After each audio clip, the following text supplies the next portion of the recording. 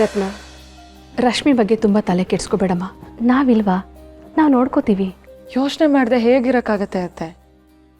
ಚಿಕ್ಕ ವಯಸ್ಸಿಂದನೂ ಕಷ್ಟ ಸುಖ ಹಂಚ್ಕೊಂಡು ಬೆಳೆದಿದ್ದೀವಿ. ಇವಾಗ ಅವಳು ಕಷ್ಟದಲ್ಲಿರುವಾಗ ನಾನು ಖುಷಿಯಾಗಿ ಹೇಗಿರೋಕ್ಕಾಗತ್ತೆ ಹೇಳಿ? ನಾನು ಅದನ್ನೇ ಹೇಳ್ತಿದ್ರು ರತ್ನ. ಅಪ್ಪಯ್ಯ ಏನೇ ಮಾಡಲಿ ಅದನ್ನ ನಾನೇ ಅನುಭವಿಸ್ತೀನಿ. ಆದರೆ ನಿನಗೆ ಈ ನೋವಲ್ಲಿ ಹೊರ ಕರ್ಕೊಂಡು ಹೋಗೋದು ಸರಿ ಇಲ್ಲ. ಬೇಡ ಬಿಡು. ದಡ್ಡ ಕಣೋ ನೀನು, ಬುದ್ಧಿ ಇಲ್ದಂಗೆ ಮಾತಾಡ್ತೀಯಲ್ಲ. ಸೀನಾ ತಮಾಷೆಗೆ ಹೊಡೆದಂತೆ. ಆ ವಿಷಯ ಇಷ್ಟೊಂದು ದೊಡ್ಡದಾಗಿದೆ ಅಷ್ಟೇ. ಏನೇ ಆಗಲಿ ಅತ್ತೆ, ಅವ್ರಿಗೆ ಒಂದು ಮಾತು ಹೇಳ್ದೆ ಹೇಗೆ ಹೋಗೋದು ಅಂತ. ರತ್ನ, ಅದನ್ನೆಲ್ಲ ನೋಡ್ಕೊಳ್ಳೋಕ್ಕೆ ನಿಮ್ಮ ಅಣ್ಣ ಇದ್ದಾನೆ. ಅದು ಅಲ್ಲದೆ ನೀನು ಅನ್ಕೊಂಡಿರೋ ಹಾಗೆ ಏನೂ ಆಗೇ ಇಲ್ಲಮ್ಮ. ನಿಜ ಹೇಳಬೇಕಂದ್ರೆ ಈಗ ಕಷ್ಟದಲ್ಲಿರೋದು ನೀವಿಬ್ರು. ಇವಾಗ ನೀವು ಹೋಗಿ ಬಂದರೆ ಆ ಕಷ್ಟ ಎಲ್ಲ ಸರಿ ಹೋಗ್ಬೋದು. ಹೌದು ರತ್ನ, ಒಂದು ಮಗು ಆದರೆ ಅವ್ರ ಕೈ ಬಾಯಿ ಎರಡೂ ಸುಮ್ಮನೆ ಇರುತ್ತೆ. ಆಗ್ಲಾದರೂ ಅವ್ರು ನಿಜವಾಗ್ಲೂ ಬದಲಾಗ್ತಾರೆ ಅನ್ನೋ ನಂಬಿಕೆ ನನಗಿದೆ ಅಮ್ಮ. ನೋಡು, ಇವಾಗಿರೋದು ಇದೊಂದೇ ದಾರಿ. ಸುಮ್ಮನೆ ನಮ್ಮ ಮಾತು ಕೇಳಿ ಹೋಗಿ ಬನ್ನಿ. ಸರಿ, ನೀವು ಹೇಳೋದ್ರಲ್ಲೂ ಸತ್ಯ ಐತೆ ಕಣವ. ನಿಮಗೂ ಇದೇ ಇಷ್ಟ ಅಂದಮೇಲೆ ಯಾರೇನು ಮಾಡೋಕ್ಕಾಯ್ತದೆ? ರತ್ನ, ನಡಿ ಹೋಗುಮ್ಮ. ಅಂದಿರ ಆಶೀರ್ವಾದ ತಗೋ. ರೀ, ಹಾಗೇನಾದರೂ ಆಶೀರ್ವಾದ ಸಿಗೋದು ಹೌದು ಅಂತ ಆದರೆ ನನಗೆ ಮಾವನ ಆಶೀರ್ವಾದನೂ ಬೇಕು. ಬನ್ನಿ.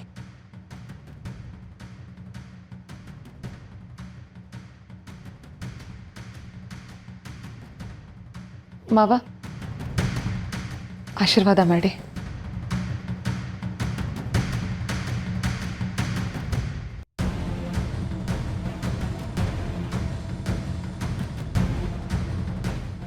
ದಕ್ಕತ್ತೆ ಅಂತ ದಕ್ಕದೇ ಇರೋದನ್ನೆಲ್ಲ ದಕ್ಕಿಸ್ಕೊಳ್ಳೋದಕ್ಕೆ ಪ್ರಯತ್ನ ಪಡಬಾರ್ದು. ತವ್ರ ಮನೆ ತುಪ್ಪ ಅನ್ನೋಕ್ಕಿಂತಲೂ ಗಂಡನ ಮನೆ ಗಂಜಿಲೇಸು, ನೆನಪಿರಲಿ. ಅಪ್ಪಯ್ಯ, ಹೆಜ್ಜೆ ಹೆಜ್ಜೆಗೂ ನನ್ನ ಹೆಂಡ್ರನ್ನ ನೋವಿಸ್ತಿದ್ಯಾ? ಸರಿ ಇಲ್ಲ ಇದು. ಏಯ್, ತುತ್ತು ತೂಕ ಕೆಡಿಸ್ತು, ಮಾತು ಮನೆ ಕೆಡಿಸ್ತು. ಹೇಳಿದಷ್ಟು ಮಾಡು ಸಾಕು. ಸರಿ ಮಾವಯ್ಯ, ನಾನು ಅವ್ರನ್ನ ಕರ್ಕೊಂಡು ಹೋಗ್ತೀನಿ. ಅವ್ರಿಗೇನು ಅನ್ಬೇಡಿ. ಅಪ್ಪಯ್ಯ, ಅಪ್ಪಯ್ಯ ರೀ,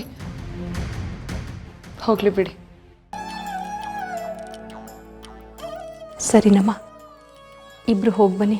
ಹುಷಾರು ಕಣೋ. ಅಲ್ಲಿ ಹೋಗಿ ತಲುಪಿದ ತಕ್ಷಣ ಫೋನ್ ಮಾಡಿ. ಸರಿ ಅತ್ತೆ.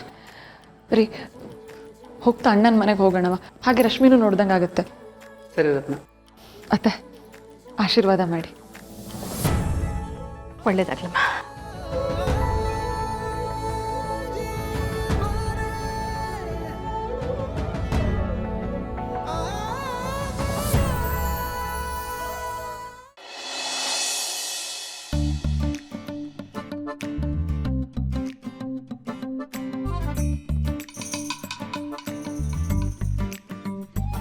ನನ್ನ ತಂಗೀರ್ನೆಲ್ಲ ಇಲ್ಲಿ ಅಕ್ಕಪಕ್ಕದಾಗೆ ಕೊಟ್ಟಿರೋದ್ರಿಂದ ಅವ್ರಿಗೆ ಮನ್ಸಿಗೆ ಅನ್ಸ್ದಾಗ ಮನೆಗೆ ಬಂದ್ಬಿಡ್ಬೋದು ಅಲ್ವೇನವ?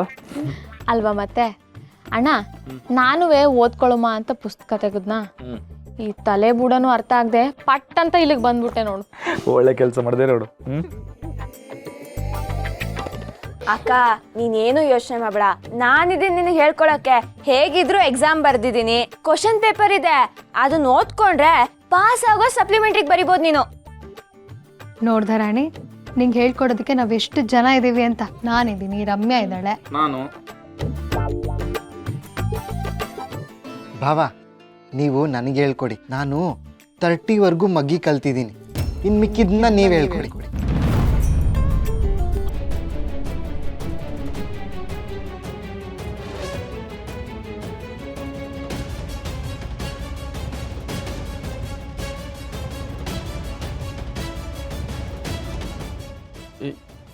ಏನೋ ಇವಾಗ ಮಗ್ಗಿ ಕಲ್ತರ ನೀವು? ಅಯ್ಯೋ ಮಾವ, ನೀನು ಸೀರಿಯಸ್ ಅನ್ಕೊಂಡು ಯಾರು ಜೋಕ್ ಮಾಡ್ತಿದ್ರು ಮಾವ. Joke joke ಜೋಕಾ? ಓ ಸರಿ ಸರಿ ಸರಿ. ಈ ಗೌಡ್ರು ಜೋಕ್ ಮಾಡೋದು ಒಳ್ಳೆ ಸಣ್ಣ ಮಗ್ಗಿ ಮಾಡಂಗ್ ಮಾಡ್ತಾರೆ ಅಲ್ವಾ? ನನಗೂ ಹಂಗೆ ಅನ್ಸ್ತು. ಆಗ್ಲೇ ಬಂದಾಗ ನಾನು A to Z ವರ್ಗೂ ಕಲ್ತಿದ್ದೀನಿ, ಸ್ಪೆಲ್ಲಿಂಗು ಬರುತ್ತೆ ಅನ್ಬಿಟ್ರು. ನನಗೊಂದ್ ಸೆಕೆಂಡ್ ಗಾಬ್ರಿನೇ ಆಗೋಯ್ತು.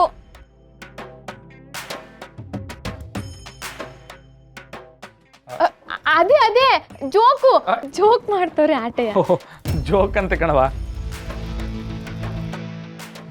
ಎಲ್ಲ ಹುಚ್ಚಿರ್ಸಂತೆ.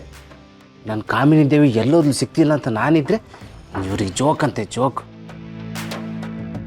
ಕಾಮಿನಿ, ಓ ಸೋಮೇಗೌಡ್ರೆ, ಅಲ್ಲ ನಾವೆಲ್ಲ ಇಲ್ಲಿ ಒಟ್ಟಿಗೆ ಸೇರ್ಕೊಂಡು ಖುಷಿ ಖುಷಿಯಾಗಿ ಮಾತಾಡ್ತಿದ್ದೀವಿ, ನೀವು ಒಳ್ಳೆ ಒಂಟಿ ಸೊಳ್ಳೆ ಕೂತಿದ್ದೀರಾ. ಯಾಕೆ ಬನ್ನಿ ಮಾತಾಡಿ. ಯಾಕೆ ಕಾಮಿನಿ ದೇವಿ ಸಿಕ್ಕಿಲ್ವಾ? ಇಲ್ಲ, ಹುಡುಕ್ತಿದ್ದೀನಿ. ಹುಡುಕಿ ಸಿಕ್ಕಿದ್ರೆ ನನಗೂ ಹಸಿ ಹೇಳಿ. ಏಕೆ? ಸಿಕ್ಕರೆ ನೀವೇನು ಮಾಡ್ತೀರಾ? ಮನೆ ಕರೆಸಿ ಅರ್ಶಿನ ಕುಂಕುಮ ಜೊತೆಗೆ ಒಂದು ರೌಕೆ ಪೀಸು ಕೊಡ್ತೀವಿ.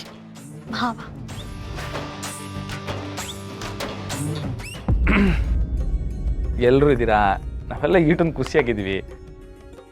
ಈ ಖುಷಿನಾಗೆ ನನ್ನ ಇನ್ನಿಬ್ರು ತಂಗಿರು ಇದ್ದಿದ್ರೆ ಇನ್ನೂ ಸಂದಾಗಿರೋದು. ನೀ ನೆನ್ಪು ಮಾಡ್ಕೊಳ್ಳೋದು ಹೆಚ್ಚ. ನಾವು ಬರೋದೆಚ್ಚ ಶಿವ. ಅರೆ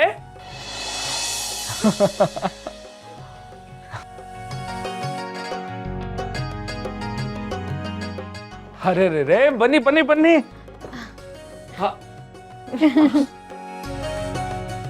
ಫರ್ಷು ಯಾವಾಗ ಬಂದ್ರಿ? ನನ್ನ ತಂಗಿರ್ ಬರಬೇಕು ಅಂತ ಅಣ್ಣ ಹೇಳ್ತಿದ್ನಲ್ಲ, ಆವಾಗಲೇ ಬಂದ್ವಿ. ಪಾರು, ಶಿವ ಎಲ್ಲ ಚೆನ್ನಾಗಿದ್ದೀರಾ? ರಾಣಿ, ಮನುಗೌಡ್ರೆ ಚೆನ್ನಾಗಿದ್ದೀರಾ? ಅತ್ತೆ ಚೆನ್ನಾಗಿದ್ದೀರಾ? ಆಶೀರ್ವಾದ ಮಾಡಿ.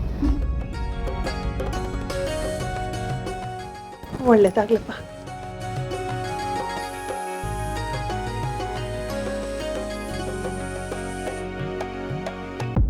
ರತ್ನವ, ಮತ್ತೆ ಏನೋ ಸಮಾಚಾರ? ಸ್ಪೆಷಲ್ ನ್ಯೂಸ್ ಏನಾದರೂ ಆಯ್ತಾ? ಹೆಂಗೆ? ಅಯ್ಯೋ, ಅದೆಲ್ಲ ಇವಾಗಿಲ್ಲ ಅಣ್ಣ. ಆದರೂ ಒಂದು ವಿಷಯ ಇದೆ, ಅದನ್ನ ಇವ್ರು ಹೇಳ್ತಾರೆ. ನೀವು ಗಂಡ ಹೆಂಡತಿ ಇಬ್ರು ಸೇರ್ಕೊಂಡು ಸಸ್ಪೆನ್ಸ್ ಕ್ರಿಯೇಟ್ ಮಾಡ್ತಿದ್ದೀರಾ ಇಲ್ಲಿ? ಏನು ವಿಷಯ ಅಂತ ಹೇಳ್ಬಾರ್ದಾ? ಪಾರು, ಅದೇನಿಲ್ಲ ಪಾರು, ಅಪ್ಪಯ್ಯ ನನ್ನ ರತ್ನಿನ ಹನಿಮೂನ್ ಕಳಿಸ್ಬೇಕು ಅನ್ಕೊಂಡವ್ರೆ.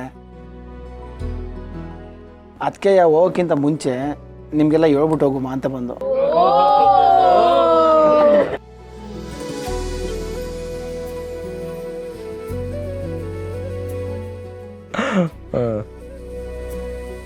ಲೋ ಪರ್ಸು, ಈಟ ದಿನಗಂಟ ನನ್ನ ಭಾವ ಅನ್ಕೊಂಡು ಪಾರುನ ನನಗೆ ಮದುವೆ ಮಾಡ್ತೀನಿ ಅಂತ ಹೇಳಿ ಈ ಶಿವ ವೇಸ್ಟು ಅಂತ ಹೇಳ್ಬಿಟ್ಟು ಈಗ ಅವನ ತಂಗಿನೇ ಮದುವೆ ಆಗಿ ಅವನ ತಂಗಿ ಜೊತೆನೇ ನೀನು ಹನಿಮೂನ್ ಹೊಂಟಿಯಾ?